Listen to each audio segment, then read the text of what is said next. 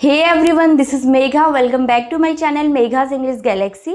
Friends, in today's video, I am going to solve one of the most common confusions in English grammar, and that is when exactly do we add s or es to verbs.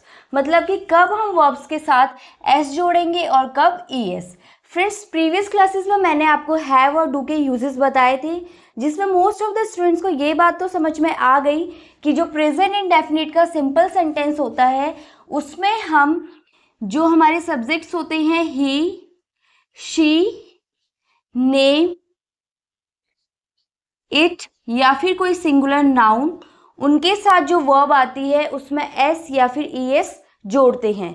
लेकिन उनका confusion ये है कि ma'am हमें कैसे पता चलेगा कि हमें किस वर्ब के साथ एस जोड़ना है और किस वर्ब के साथ ES. So in this video, I will explain the rule in a very simple way with clear examples. Make sure you watch the video till the end. Verb के साथ es कब लगता है? Rule number 1 है, अगर verb and होती है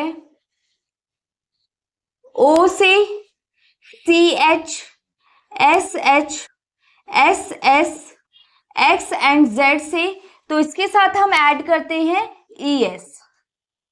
for example go. Go एक ऐसी वर्ब है जो कि ओ से एंड होती है, इसलिए इसका जब भी सिंगुलर वर्ब बनता है तो क्या लग जाता है उसमें ईएस. इसी तरह से डू.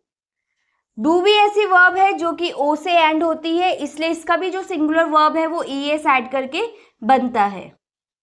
अगर हम सीएच का एग्जाम्पल देखें तो सीएच से हमारा जैसे फॉर एग्जाम्पल वॉच, ये एक ऐसी वर्ब है जो कि ch से एंड होती है, तो इसका जो सिंगुलर वर्ब बनता है वो कैसे बन जाता है es ऐड करके, तो क्या बन जाता है वॉचेस. ss से एंड होने वाली sh, पुश, तो उसका भी क्या बन जाता है पुशेस. sh से एंड हो रही है इसलिए इसमें भी हम ऐड करते हैं es. नेक्स्ट ss, तो पास, एस डबल एस से एंड हो रही है तो इसका क्या बन जाएगा पासेस. इसी तरह से एक्स से एंड होने वाली होती है फिक्स,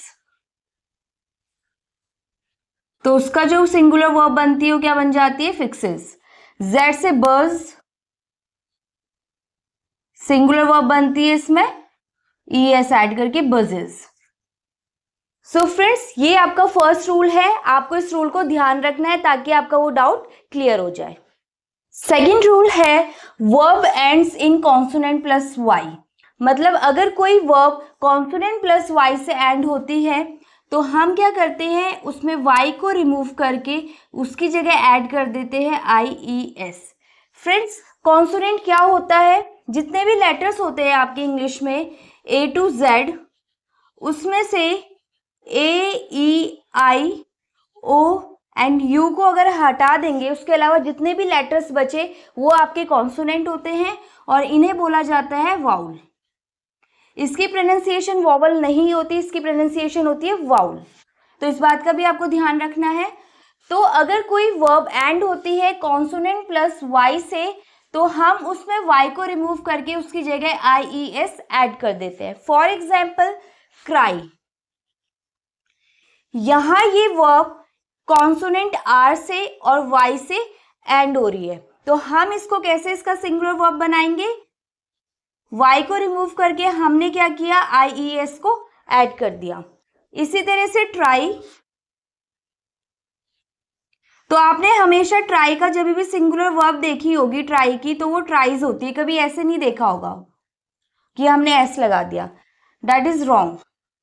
तो हमने यहाँ y को रिमूव करके IES ऐड कर दिया. इसी तरह से फ्लाई, इसमें भी y से पहले जो L है वो कॉन्सोनेंट है, तो हमने y को रिमूव करके हम इसका हमेशा फ्लाइज बनाते हैं.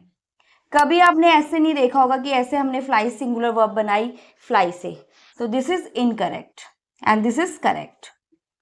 आई होप फ्रेंड्स आपको ये क्लियर हो चुका होगा. एक और चीज जो मैं आपको बताना चाहती हूँ बहुत ज्यादा इंपॉर्टेंट, वो ये है अगर वर्ब कॉन्सोनेंट प्लस वाई से एंड होती है तो हम वाई को रिमूव करके IES लगा देते हैं. लेकिन अगर वर्ब एंड हो रही हो अगर वर्ब हमारी एंड हो रही हो वाउल प्लस वाई से, तो उस केस में आपको ध्यान रखना है वाई को हमें रिमूव नहीं करना, बल्कि हमें इसमें एस ऐड करना है। जैसे कि प्ले, आप यहां देख सकते हैं ये जो वर्ब है वो वाई से एंड हो रही है, लेकिन इससे पहले हमारा क्या है वाउल, तो इसलिए हम इसका जब भी सिंगुलर वर्ब बनाएंगे तो प्लेज बनेगा। ओनली हम क्या ऐड करेंगे एस। इसी तरह से एंजॉय, यहां भी आप देख सकते हैं वाई से पहले आपका वाउल आ रहा है, इसलिए हम इसका जब सिंगुलर वर्ब बनाएंगे तो उसमें भी हम सिर्फ एस ऐड करते हैं। तो आपको इस बात का भी ध्यान रखना है। So friends, now I have a quick question for you. If the verb is marry, then what will it become in the present indefinite with he, she, name it or singular noun? Write your answer in the comment section. I will be checking your answers. So that's all for today's class. If you found this video helpful, please like, subscribe and share. See you in the next video.